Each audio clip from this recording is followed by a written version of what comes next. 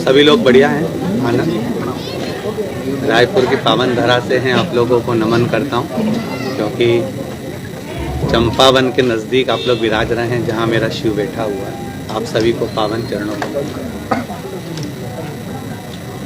चालू करिए आप। जी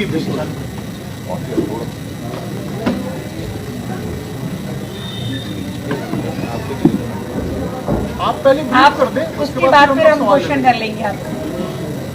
नहीं, आप प्रश्न चालू कर दें। आप थोड़ा सा बता देते, रायपुर में भी आप पहली बार आए हैं, कैसा अनुभव में तो कराते रहते हैं, तो आप पहले बता दें, हम लोग सवाल ले लेंगे। रायपुर की पावन धरा को नमन करता हूँ, जिस पुण्यमय आनंदमय धरा के नज़दीक में, वैसे तो माता कौशल्या की पावन धरा है, जहाँ पर माता कौशल्या निवास करी है और जिनकी गोदी में मेरे राघव जी, मेरे राम जी नित्य खेले हैं।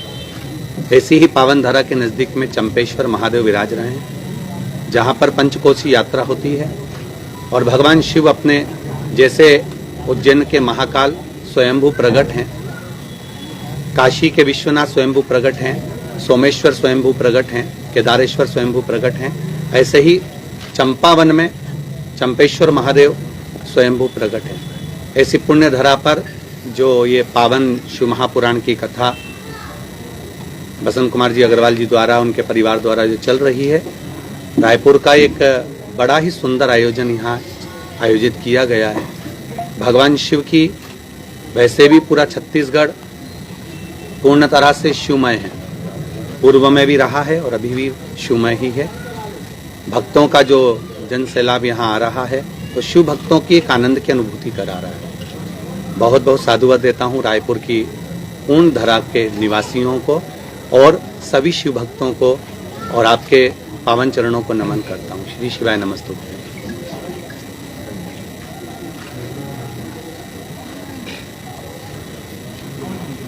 ये आप जो कथा कर रहे हैं, पूरे देश भर में सुनी जा रही, दुनिया में सुनी जा रही, इसकी प्रेरणा आपको कैसे मिली, कैसे आपने शुरुआत की, इसके बारे में थोड़ा सा हम लोग जानना चाहेंगे। शिव महापुराण की कथा जो है, पूर्व से ही मैं गोवर्धन नाथ जी का परम भक्त रहा हूँ शिव बाबा के चरणों में, तो मेरे गिरिराज बाबा ने ही लाकर छोड़ा है। चकलेश्वर महादेव गिरिराज परिक्रमा में पढ़ते हैं, हम लोग पुष्टि मार्ग से हैं, ब्रह्म संबंध हुआ है, और गिरिराज बाबा की परिक्रमा में चकलेश्वर महादेव पढ़ते हैं। उनकी आराधना नित्य करना, स्मरण करना, भगवान शिव भक्ति की ओर अग्रणी रहना। शुरुआती जो समय रहा है वो थोड़ा सा बहुत गरीबी का रहा है। कहीं शिव मंदिर में बैठे रहते थे, भगवान शंकर की आराधना, शिव मंदिर को साफ करना, शंकर भगवान पर जल चढ़ाना, क्योंकि पहले मंदिरों में भी इतनी भीड़ नहीं होती थी। शिव मंदिर में जाले लगे होते थे, शिव मंदिर के ऊपर जो बेलपत्र पड़ी है वो 2-4 दिन तक पड़ी ही रहती थी, तो उसको पूरा निर्माल्य उठाकर विसर्जन करना, सफाई करना। तो कहीं ना कहीं मेरे देवाधिदेव महादेव की कृपा, शिव की उदारता है जो उन्होंने चुना है। क्या शुरू से आप अध्यात्म की ओर आना चाहते थे? बचपन से ही आपने टारगेट कि बच्चा फिक्स कर लेता है कि मुझे ये करना है, क्या आपने भी अध्यात्म की ओर जाने का प्रयास आपने किया? अध्यात्म की ओर तो नहीं कह सकते, क्योंकि जिस व्यक्ति के पास में अगर भोजन करने का भी धन ना हो, दूसरों के कपड़े पहनकर स्कूल जा रहा हो और किताबों से दूसरों की पढ़ रहा हो, तो उसका लक्ष्य क्या हो सकता है? उसके लिए मूल लक्ष्य होता है भोजन, उसका परिवार। घर में जिसके 2-2 बहनें हों और वैवाहिक जीवन भी सम्मुख में आ रहा हो कि भाई शादी भी करना है, ऐसी स्थिति में, परिस्थितियों में हमें तो यहाँ तक ध्यान में है, और ज़्यादा लंबे समय तो हुआ नहीं है, कथा आप लोगों की इस उम्र के हैं। तो हमारी जब बहन की शादी थी तो सीहोर में एक सेठ की शादी हुई थी, तो हम हमारी माँ के साथ में, हमारे पिता के साथ में उन सेठ जी के हाथ जोड़ने के लिए गए थे कि साहब ये जो डेकोरेशन है, ये डेकोरेशन रहने दीजिए और हमारी बहन की बारात आए तो इसी डेकोरेशन में शादी हो जाए। तो यहाँ तक जीवन था, तो अब उसके हिसाब से अब ये सोचेंगे कि लक्ष्य तो हमारा केवल मूल था कि भगवान के कृपा से भरपेट भोजन मिल जाए, पर मेरे शिव जी की भक्ति कभी नहीं छोड़ी और शंकर का स्मरण करते रहे, तो भोलेनाथ जी ने पेट तो भरा ही पर जीवन भी संवारा है। इसलिए हम सभी से कहते हैं, आपका कर्म पूरा करिए। आप जितना कर्म करने के लिए भगवान ने मृत्यु लोक में शरीर दिया है, खूब मेहनत करो, दिल से करो, पर मेहनत के साथ में विश्वास परमात्मा पर पूर्ण रखिए, तो आप अपनी मंजिल तक जरूर पहुंचेंगे। शिव महापुराण और भागवत कथा में कितना अंतर मानते हैं? शिव महापुराण और भागवत कथा में कितना अंतर मानते हैं? शिव महापुराण और भागवत कथा में अंतर तो आप वेद व्यास जी ने जो पुराणों की रचना करी है, सभी पुराण श्रेष्ठ हैं, ऐसा कोई पुराण नहीं जो नीचा और ऊंचा हो। उस पुराणों में वेद व्यास जी ने श्रीमद् भागवत की भी जब रचना करी तो शुरुआत में शिव भगवान का ही वर्णन किया है। रामचरितमानस की भी रचना करी तो उसमें भी शंकर जी का वर्णन करा है। तो पुराण हमारे यहाँ, हमारे सनातन धर्म के लिए सभी एक बराबर है। हमारे यहाँ सनातन धर्म में हम कभी नहीं कहते कि राम श्रेष्ठ हैं, कि कृष्ण श्रेष्ठ हैं, कि शिव श्रेष्ठ हैं। सनातन धर्म के अंतर्गत 33 कोटि देवताओं का अगर वर्णन आया है तो सभी की श्रेष्ठता मानी गई है। यहाँ पर विराजमान जैसे सभी पत्रकार बंधु हैं, कौन का चैनल बड़ा है या कौन का अखबार बड़ा है उससे मतलब नहीं, पत्रकार मतलब पत्रकार। तो सब एक जाजम पर बैठेंगे तो उसका एक आनंद ही दूसरा आता है। उसी तरह वेद और पुराण शास्त्र भी हमारे यहाँ बराबर का क्रम बताते हैं कि एक जाजम पर इसको रखा जाए। महाराज जी, प्रथम बार आपने पहले की जो शिव भक्ति थी और अब की जो शिव भक्ति है उसमें किस तरह से अंतर आपको? पहले की शिव भक्ति और आज की जो शिव भक्ति है उसमें अंतर यह है कि पहले लोगों का केवल मंदिर जाते थे, अगरबत्ती दिया लगाते थे और वापस आ जाते थे। पहले इतना विश्वास नहीं था। आज जो शिव जी के प्रति विश्वास दृढ़ हुआ है, लोगों का भरोसा जो पक्का हुआ है, वो शिव मंदिर जाते हैं तो विश्वास रखकर ही जाते हैं। शिव जी को एक लोटा जल चढ़ाते हैं तो विश्वास रख के ही चढ़ाते हैं। तो वो विश्वास की पूर्णता के कारण शिव भक्ति अभी जो बड़ी है वो विश्वास के कारण। लेकिन जो युवा है वो शिव भक्ति के नाम पर आजकल नशे को भी शिव भक्ति ही मानने लग गए हैं, उनके लिए आप क्या कहेंगे? पहले तो कहूंगा मेरे युवान बहन भाई को मैं इतना ही कहना चाहूंगा कि शिव जी ने कोई नशा नहीं करा। ये जो शिव जी के नए नए पोस्टर बनाए गए हैं, चिलम पीते हुए, गांजा पीते हुए, ये सब बात के बने हुए हैं। पूर्व के समय पर अगर भगवान शंकर का एक स्वरूप देखा जाए तो शिव जी के लिए जब विष भेजा गया था और विष की बूंदे जब नीचे गिरी थी पीते समय तो उससे भांग धतूरा उत्पन्न हो गया था। वो भांग धतूरा शंकर जी के पास में रखा हुआ है पर शिव जी उसको पीते नहीं है। रखा इसलिए है क्योंकि मुख से गिरा है तो वहां उत्पन्न हो गया, वो वहां रखा हुआ है, पास में नजदीक में रखा हुआ है। जैसे कोई व्यक्ति अगर बैठा हुआ है, उसके पास में पानी की बोतल रखी हुई है या कोई वस्तु रखी हुई तो रखा है, परंतु शिव जी उसका सेवन नहीं करते। स्वयं माता पार्वती जी ने शंकर जी से प्रश्न किया कि आप किसके नशे में रहते हो? शिव जी कहते हैं मुझे राम नाम और कृष्ण नाम का इतना भारी नशा है कि दूसरे नशे की जरूरत ही नहीं पड़ती है। जब आप शिव जी का नशा कर रहे हैं या राम नाम कृष्ण नाम का नशा कर रहे हैं तो दूसरा नशा चढ़ता ही नहीं है, ये निश्चित है। आज पब्लिक को जो नशा चढ़ा हुआ है वो शिव के नाम का ही तो चढ़ा हुआ है। यहाँ कौन सा भांग का प्रसाद बट रहा है, यहाँ कौन सी चिलम दी जा रही है, केवल एक शिव तत्व लोगों के भीतर। महाराज जी, प्रथम बार आपने शिव पुराण का कहाँ पर कथा वाचक किया था? स्टेज पर, मंच पर प्रथम बार आपने जब इसका पहला शिव पुराण तो भगवान शंकर के चरणों में मंदिर में ही वाचन करते थे, पढ़ते थे और शिव जी को सुनाते थे। श्रोता भी वही थे, वक्ता भी वही थे। और जो शंकर भगवान ने फिर जो धीरे धीरे व्यास गादी दी है वो उनके आशीर्वाद। प्रथम बार आपने मतलब फिर भी कहाँ पर मतलब मंच प्रथमता में सीहोर में ही कथा करी। महाराज जी, आपके रुद्राक्ष के लिए लोग ललायित रहते हैं जब रुद्राक्ष आप लेते हैं। क्या वाकई उस रुद्राक्ष के पीछे की क्या कहानी है और क्या वाकई उसमें आपके माध्यम से प्रभु का स्पर्श उस रुद्राक्ष में रहता है? शिव महापुराण में जैसे रुद्राक्षों का वर्णन करा गया 1 मुखी से 14 मुखी तक, स्कंद पुराण में 21 मुखी तक रुद्राक्ष का वर्णन है। सारी दुनिया में जो रुद्राक्ष प्राप्त होते हैं वो नेपाल से आया हुआ प्राप्त हो जाता है, पर गंडकी के तट का जो रुद्राक्ष है वो रुद्राक्ष हमको औषधि देता है।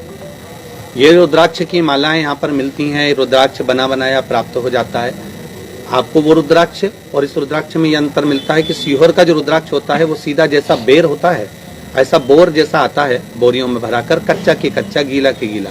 उसमें फफूंद लग जाती है जब वहां से चलता है गंडकी से, तो उसको सुखाया जाता है। सुखाने के बाद में उसको पानी में गला देते हैं। गलाने के बाद में 8 लोग 10 लोग लगे रहते हैं उसको मलने में, फिर वो निकल जाता है। इसलिए कई हमारे यहाँ के रुद्राक्ष में छिलका भी बना बनाया मिल जाता है। पूरा खुला हुआ तो नहीं मिल पाता, तो छिलके भी लगे लगाए मिल जाते हैं। वही रुद्राक्ष शिव जी का जो शिवलिंग शिवरात्रि पर बनाया जाता है रात दिन, उस पर 24 घंटे पानी चढ़ता रहता है। और जितने भी भक्त लोग वहाँ आते हैं वो श्री शिवाय नमस्तुभ्यम या पंचाक्षर मंत्र या षडाक्षर मंत्र बोलकर जल चढ़ाते हैं। हमारे यहाँ के विद्वत ब्राह्मण मंत्रों का स्मरण निरंतर 24 घंटे करते हैं। वो पानी जो शिव जी पर चढ़ता है वो रुद्राक्ष अपने आप सिद्ध हो जाता है। जैसे हम लोग कहते हैं ना कि सिद्ध होने में देरी नहीं लगती, आप भी अगर किसी मंत्र को निरंतर जाप कर रहे हैं तो सिद्धता है कि आपकी वाणी, जैसे हमारे घर की बुजुर्ग माताएं, हमारे घर की जो माँ होती है, कई बार ऐसे शब्द बोल जाती है बेटा, उसको दूरदृष्टि हो जाती है, क्योंकि उसका भजन का तेज इतना बढ़ जाता है कि वो समझ जाती है, अपने बच्चों को बता देती है ऐसा मत कर, इसमें तेरे को घाटा लग जाएगा। फिर भी बच्चे कर लेते, बाद में घाटा खाकर माँ के पास आते हैं, माँ कहती है मैंने तेरे को बोला था, तो समझता नहीं है, वो उसका भजन का बल बढ़ जाता है। उसी तरह भक्त इतने आते हैं प्रेम रहकर, हम लोग व्यासपीठ से कहते हैं कि इतने भक्त जो आ रहे हैं, कोई राजनेता की सभा होती तो शायद बुलाना पड़ता बसों से, ये भक्त जो आ रहे हैं विश्वास लेकर आ रहे हैं, इनके चरण की रज इतनी भारी है कि रायपुर का वैसे ही आनंद हो जाएगा उनके चरणों की रज। पंडित जी, एक सवाल मेरा ये है, आस्था और अंधविश्वास में क्या अंतर है? आपके यहाँ जो कथा सुनने आते हैं वो अंधविश्वास कहेंगे उसे या आस्था कहेंगे? अंधविश्वास और आस्था में बहुत अंतर है। अंधविश्वास के अंतर्गत आप उनको बेल दे रहे हो, भभूति दे रहे हो, नारियल दे रहे हो या कोई सामग्री दे रहे हो, वो अंधविश्वास के अंतर्गत आ गया। या फिर कोई चमत्कार प्रकट हो रहा है तो वो अंधविश्वास के अंतर्गत आ गया। जैसे कोई कह दे कि इसके नीचे जमीन खोद लो, इसमें हंडा निकल जाएगा, तो हम भी विचार में रहते हैं ऐसा कहीं का मिल जाए, हमको भी हंडा दे दे, तो हम भी इसमें रहते हैं। पर इसको अंधविश्वास कर सकते हैं। पर आस्था उसको कहते हैं कि जिसके अंतर्गत, जैसे आपने किसी के प्रति कोई कार्य कर दिया और उसके मन में आपके प्रति श्रद्धा बढ़ गई और विश्वास बढ़ गया, उसको आस्था कहते हैं। शिव जी के प्रति लोगों का आस्था और विश्वास जो बढ़ा है, श्रद्धा बढ़ी है, वो केवल आस्था के अनुकूल है, उसमें कोई दिखावा, क्योंकि हम तो लोगों से मना करते हैं कि आप लोग अपने घर के नजदीक में जो शिव मंदिर हो वहां जाओ, शंकर का स्मरण करो, शंकर की भक्ति करो। दूर दूर जाकर शिव की आराधना करते हो कि वहाँ का शिवालय श्रेष्ठ है, वहाँ जाना है, वहाँ जाना है, उससे ज्यादा अपने नजदीक का जो शिवालय है उसको इतना श्रेष्ठ कर लो, पूजन कर कर कर, इतना अनुष्ठान कर कर कर कि लोग वहाँ जुड़ने लगे, और जुड़ने लगे तो आनंद हो जाएगा। सामान्य परिवार का बहुत प्रसिद्धायक रहा, फिर आज इतना देखते हैं कि भक्त लाखों की संख्या में आ रहे हैं, तो कैसा महसूस करते हैं? कितने भी वैभव भगवान दे दे, बस अहंकार ना दे, हम तो यही कहेंगे। हमने कल की कथा में भी कहा था कि बहुत बड़ी गाड़ियां ले लीजिए, मना नहीं है, बहुत बड़ा बंगला बना लीजिए, पर अपनी वाणी पर संयम रखिए, कहीं ऐसे शब्द बड़े ना बोल जाएं जिसके कारण बस जीवन में आपको दुख महसूस करना पड़े। भक्तों का जो जन सैलाब है वो हमारे लिए नहीं आ रहा है। पहले तो हम ये ध्यान करें कि प्रदीप मिश्रा के लिए ये इतनी भक्त लोग नहीं आ रहे हैं, ये आ रहे हैं शिव के भक्त, शंकर जी के और शिव महापुराण के हैं, जो वेद व्यास जी ने रचना करी उस पुराण के भक्त हैं। प्रदीप मिश्रा के कोई भक्त नहीं है यहाँ पर, केवल शिव तत्व के भक्त हैं। हिंदू राष्ट्र कर रहे, इस पर आप क्या कहेंगे? शंकराचार्य जी जो है हिंदू राष्ट्र पे काम कर रहे हैं, इस पर आप क्या कहेंगे? बहुत अच्छी बात है, हम भी चाहते हैं, हमने अपने व्याख्यानों में ये चीज कही है कि किसी भी तरह से सनातन भाई जागे और सनातन धर्म अग्रण्य रहे। आज चारों तरफ इसको तोड़ने वाले लगे हुए हैं। कोई कहता है कि अगरबत्ती, हमने कल परसों भी कथा में कहा कि अगरबत्ती में बांस होता है, अगरबत्ती मत लगाइए। हम कहते हैं वो विश्वास से शिव जी के मंदिर जा रहा है, आप शंकर जी को एक लोटा दूध चढ़ा रहे हो, आपको कैसे मालूम कि ये गाय का है कि भैंस का है? आपने तो विश्वास रखकर गाय का दूध समझ के ही शिव जी को चढ़ाया है, तो शंकर जी उसी गाय के भैंस के दूध को भी गाय का समझकर स्वीकार कर रहे हैं। आप दिल से क्या भजन कर रहे हैं, आप हृदय से भगवान को क्या पूछ रहे हो, मूल चीज वह आती है। तो अगर आज सनातन धर्म की अग्रण्यता है तो उसके लिए बहुत श्रेष्ठता वाली बात है, और जगत गुरु शंकराचार्य जी के साथ पूरा राष्ट्र खड़ा हुआ। हिंदुत्व में सर, धर्मांतरण के मामले लगातार बढ़ रहे हैं, धर्मांतरण कराने वालों और करने वालों से आप क्या कहना चाहेंगे? छत्तीसगढ़ में स्थिति अभी धर्मांतरण के मामले लगातार बढ़ रहे हैं, धर्मांतरण कराने वाले और करने वालों को आप क्या संदेश देना चाहेंगे? धर्मांतरण के लिए तो पहले मैं कहना चाहूंगा कि जो धर्मांतरण करवा रहे हैं या धर्मांतरण के लिए लोगों को कह रहे हैं कि इस धर्म को छोड़ दो, उस धर्म को छोड़ दो, हम तो कहना चाहेंगे पहले उनके पिताजी और माताजी से पूछ के आओ वो कौन से धर्म के थे, मूल तत्व वह है। आज जो धर्मांतरण करा रहे हैं, संकल्प दिला रहे हैं, पहले उनके दादा परदादाओं से पूछा जाए कि उन्होंने कभी शिव मंदिर में गए थे, राम मंदिर में गए थे कि नहीं गए थे, कभी अगरबत्ती लगाई कि नहीं लगाई, सोमवार मंगलवार का व्रत करा कि नहीं करा। जब उनके पूर्वज उसको मानते हुए आ रहे हैं और आज के बच्चे अगर खड़े होकर संकल्प दिला दें कि आप इस धर्म को ना पूजिए या सनातन धर्म से दूर हट जाइए, तो ये उनकी विपरीत बुद्धि है। ये उनको, वो खुद नहीं कर रहे हैं, ऊपर से कहीं प्रेशर आकर उनसे कराया जा रहा है। ये वो खुद भी नहीं चाहते कि हम संकल्प दिलाते समय वहां खड़े रहें या संकल्प दिलाएं। ये ऊपर से प्रेशर है और इतना उनकी जेबों में माल रख दिया जाता है कि उनको प्रेशर में आकर वो धर्मांतरण कराना ही पड़ता है।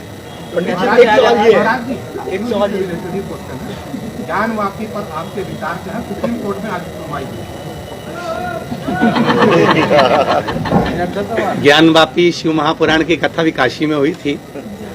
हमने उसमें भी कहा है कि शिव शिव है, विश्व केवल भारत नहीं, पूरे विश्व की भूमि को कहीं से भी खोदेंगे उसमें कंकर शंकर निकलेगा जरूर। ये सारी मूर्तियों का निर्माण तो बाद में हुआ है, जब द्वापर आया, त्रेता आया, सतयुग आया, तब इन मूर्तियों का निर्माण हुआ है बाकी की। पर शिव मूर्त का निर्माण तो पुरातन समय से रहा हुआ है। किसी भी भूमि को आप नीचे से खोदेंगे उसमें शिव मिलेगा। ये कुछ भी नहीं था केवल सनातन धर्म के सिवाय और सनातनी के सिवाय। तो हम तो ये जानते हैं कि निर्णय बाबा ही देगा और निर्णय बाबा के पक्ष में ही रहेगा। महाराज जी, ये कथा से जुड़ा सवाल है, एक लोटा जल और समस्या का हल, इसको थोड़ा बताइए। चढ़ाकर देखिए, मजा आएगा। शिव बाबा की कृपा है। एक लोटा जल से महत्व है। माता पार्वती जी शंकर भगवान को जल चढ़ाती थी, सती मैया ने भी शिव जी को जल चढ़ाया है। अब भगवान गणेश जी महाराज, श्री हनुमंत लाल जी, भगवान राम जब अयोध्या से चले थे, लंका तक गए हैं, बीच मार्ग में उन्होंने जितनी भी जगह रुके हैं वहां शिवलिंग का निर्माण करा है, जल समर्पित करा। उस जल का महत्व केवल इतना सा नहीं है कि जल अपन ने चढ़ाया, जिस जल को हम शिव जी पर चढ़ा रहे हैं उसमें हमारे हृदय का भाव जुड़ा हुआ है। हम पहले ऐसा होता था कि जब व्यक्ति को दुख होता था तो वो नयन से, अश्रु से भगवान के चरण धोता था। उस भाव को हमने इस जल से लिया है कि अपने दिल की बात, अपन कितने अंदर से कचोटे गए हैं, कितना तकलीफ अपने जीवन में है, तो जल के माध्यम से अपन शिव जी से अपने हृदय की बात कर दें। इसलिए सारी समस्या का हल एक लोटा है। बच्चों के पास होने के लिए एक उपाय बताया गया आपकी कथा में, बच्चों के फॉलो करते हैं और बहुत हद तक लोगों का मानना है कि वो पूरा भी होता है। तो आज हम सबके लिए क्या चीज रहेगा? मैं तो यही कहूंगा, शिव जी की कृपा सब पर बनी रहे, बाबा देवादिदेव महादेव की, और भगवान शंकर की आराधना के सिवाय कोई सुख नहीं जीवन में। फिर भी मेरा हमेशा निवेदन रहा है कि जहाँ कहीं भी अपने को वैभव की कमी लगती है तो हमारे यहाँ शिव महापुराण में जैसे काली मिर्च का प्रयोग बताया गया है, काली तिल का प्रयोग बताया गया है, उसी तरह कमल गट्टे के जल का प्रयोग बताया गया है कि शुक्रवार के दिन अगर कमल गट्टे का जल हम भगवान शंकर को समर्पित करते हैं, जैसे भगवान विष्णु ने अपने कमल नेत्र शिव जी को दिए थे, उसी तरह हम तो भगवान को अपना नेत्र निकाल कर दे नहीं पाते, तो कमल गट्टे का जल अगर समर्पित करते हैं तो शिव जी ने जैसे भगवान विष्णु को लक्ष्मी दी, वैभव दिया, वैकुंठ दिया और अपना सुदर्शन चक्र दिया। तो हम ये मानते हैं कि कमल गट्टे का जल अगर शिव जी को चढ़ाया जाता है तो उससे लक्ष्मी भी बढ़ती है, आरोग्यता भी आती है और वैभव भी प्राप्त होता है। जब आप थे तो आप बताए कि काफी कठिनाइयों का सामना आपने किया, लेकिन अभी अगर आप जो भी उपाय बताते हैं, लोग करते हैं तो ये बताते हैं कि डॉक्टर के ऑपरेशन से बचिए। डॉक्टर बोलते थे बहुत ऑपरेशन करना पड़ता था, लेकिन आपके दिए गए बातों से जैसे विश्वास करके वो आप जैसे बोलते हैं एक लोटा जल चढ़ाइए, फिर उसको जिस भी जगह पर परेशानी उस जगह पर लगाएं तो फिर वो जो बीमारी वो ठीक हो जाएगी। तो काफी लोगों की बीमारी भी ठीक हुई है, तो ये कैसे, मतलब कैसे संभव हो पाया? विश्वास के साथ में हमने कभी भी अपनी व्यासपीठ से ये नहीं कहा, ये नहीं बोला कि आप डॉक्टर का इलाज बंद कर दीजिए। हमारी व्यासपीठ से हम हमेशा कहते हैं डॉक्टर के पास जाते रहिए, साथ में विश्वास शिव जी को लेकर जाइए। जैसे आपको दवाई लेना है तो आप मेडिकल पर जाकर खड़े हो जाएंगे और आपके पास में अगर रुपया नहीं है तो दवाई का मेडिकल वाला तो आपसे कह देगा ना पहले पैसा दीजिए इसके बाद ही दवाई मिलेगी। तो रुपया जैसे अपनी जेब में है तो अपने को विश्वास है कि मैं 10,000 की भी दवाई खरीद कर ला सकता हूँ, और डॉक्टर से भी कह दिया तुम्हें जितनी लिखना लिख दो, मैं लाकर अब भी 2 मिनट में देता हूँ। उसी तरह शिव रूपी विश्वास जब हमारे साथ में है तो आप किसी भी डॉक्टर के पास खड़े हैं, ये निश्चित है वहां से आप जीत कर जरूर आएंगे। महाराज हर घर में जो है वो पाश्चात्य संस्कृति का प्रभाव बढ़ता जा रहा है, बच्चे से लेकर जो है वो युवा पीढ़ी तक उसमें ग्रस्त हो गई है। तो क्या संदेश आप देना चाहेंगे कि कम से कम हमारी भारतीय संस्कृति बची रहे? हम तो इतना कहना चाहेंगे, आपका परिधान से मतलब नहीं है और आप खूब पढ़े, खूब उन्नति करें, विद्वान बने, पर साथ में मूल चीज यह है कि घर के जो संस्कार हैं, घर के जो माता पिता के संस्कार है वो हमारे जीवन में रहना चाहिए। हम ये नहीं कहते कि विदेश ना जाइए या आप अंग्रेजी ना पढ़िए, खूब पढ़ो, दिल से पढ़िए, परंतु साथ में हमारे जो मर्यादाएं हैं, हमारे जो संस्कार हैं उसको ना भूलें। जैसे आज के जमाने में जो नए नए नाटक और फिल्मों का निर्माण हो रहा था, अब तो खैर बहुत कंट्रोल हो गया शिव कृपा से, क्योंकि लोगों ने धीरे धीरे नाटक को भूलते हुए शिव पुराण को सुनना चालू कर दिया, तो बहुत कुछ कम हुआ है और उससे उनको मालूम पड़ा कि अपन को अब धर्म को जोड़ना है। जैसे साउथ की जितनी भी फिल्में बनती हैं उसमें हमारा संस्कार झलकाया जाता है, हमारा सनातन धर्म को दिखाया जाता है, मंदिर से शुरुआत होकर मंदिर पर ही विराम दिया जाता है। उस तरह से हमारे आने वाले नाटक सीरियल जितने भी हैं उसको हम थोड़ा सा परिधान को भी बदलें, थोड़े अपने विचारों को भी बदलें, तो हो सकता है नवयुवक और अच्छी होती चले जाए और पाश्चात्य सभ्यता के अंतर्गत थोड़ा सा पीछे हटकर वापिस हमारे सनातन धर्म की ओर अग्रणी हो। पेरेंट्स को किस तरह से ध्यान देना चाहिए बच्चों को, खासतौर से धर्म संस्कृति से देना? बच्चों का आखिरी के 2 क्वेश्चन बस। बच्चों का जो जीवन है वो माता पिता पर आधारित है और माता पिता का जीवन बच्चों पर आधारित है। हमारा तो इतना कहना रहेगा कि जो माता पिता अपने बच्चों को पढ़ा रहे हैं, खूब अच्छे कॉलेज स्कूल में पढ़ाएं, पर साथ में अपने संस्कारों को भी देते रहें, जिससे आने वाले समय में उनको दुख ना हो, कष्ट ना हो, तकलीफ ना हो। महाराज वो धर्म सत्ता के इर्द गिर्द घूमते रहती है। आपने केंद्र की राजनीति देखा है, छत्तीसगढ़ की राजनीति को किस रूप में देखते हैं? राजनीति में धर्म रहा हुआ है पूर्व से ही, ऐसा नहीं है कि राजनीति में धर्म नहीं रहा। जब हमारे दशरथ जी महाराज राज सिंहासन पर बैठते थे, जनक जी बैठते थे, तो उनके साथ उनके गुरु भी बैठते थे। अर्थात कहीं पर भी राजनीति हो, चाहे वो केंद्र से हो, चाहे हमारे छत्तीसगढ़ की हो, चाहे मध्य प्रदेश की हो, अगर राजनीति के साथ में धर्म के अनुसार राजनीति को अग्रण्य बढ़ाया जाएगा तो ये निश्चित है कि आने वाला समय और राज्य और राजा सुखी रहेगा। कर्म श्रेष्ठ है या आपके जो उपाय हैं वो श्रेष्ठ है? कर्म करो, कर्म श्रेष्ठ है। हम तो खुद व्यासपीठ से रोज चिल्ला चिल्ला कर कहते हैं कि कर्म प्रधान है। शिव जी ने भी तो कर्म किया है। अगर भगवान शंकर की धर्मपत्नी माता पार्वती के बच्चे रो रहे हैं, शिव जी ने उनके लिए बैकुंठ जैसा सुख लाकर नहीं दिया। आज के माता पिता बच्चों को पहले से ही बता देते हैं कि तेरे लाकर में इतना रुपया पड़ा है, तो बच्चे कर्म नहीं करेंगे। पर शंकर भगवान ने अपनी औलाद को, अपनी संतान को ये कभी नहीं कहा कि मैंने रावण को सोने की लंका दी है तो मैं तुमको भी दूंगा। शिव जी ने कहा अपनी मेहनत पूर्ण करिए।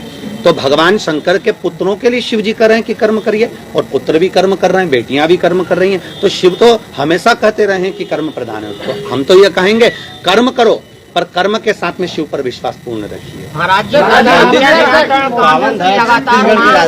ज्योतिषों का कहना था, ज्योतिषों का मानना है कि रुद्राक्ष जो है एक मुखी, 2 मुखी, जो अलग अलग राशियों के हिसाब से अलग अलग लोगों को धारण करने चाहिए, लेकिन आपने रुद्राक्ष महोत्सव में प्रसादी टाइप का सभी को बांटा था। तो इस पर जो लोग पहनते हैं तो इससे कुछ असर पड़ेगा, क्योंकि वो बिना देखे वो पहने? कुछ नहीं। इसमें अगर आप ज्योतिष के अनुसार अगर पहनना चाहते हैं तो ज्योतिष के अनुसार पहन सकते हैं। ये तो शिव सीहोर का जो रुद्राक्ष है वो केवल प्रसाद के रूप में मिलता है। जब रोग बीमारी रहती है तब उसका पानी गलाकर पिया जाता है, और बाकी के समय में उसको रखा जाता है। उसको धारण करने की जगह जितना आप रखेंगे उतना फलदायक रहेगा। सभी को श्री शिवाय नमस्तुभ्यम।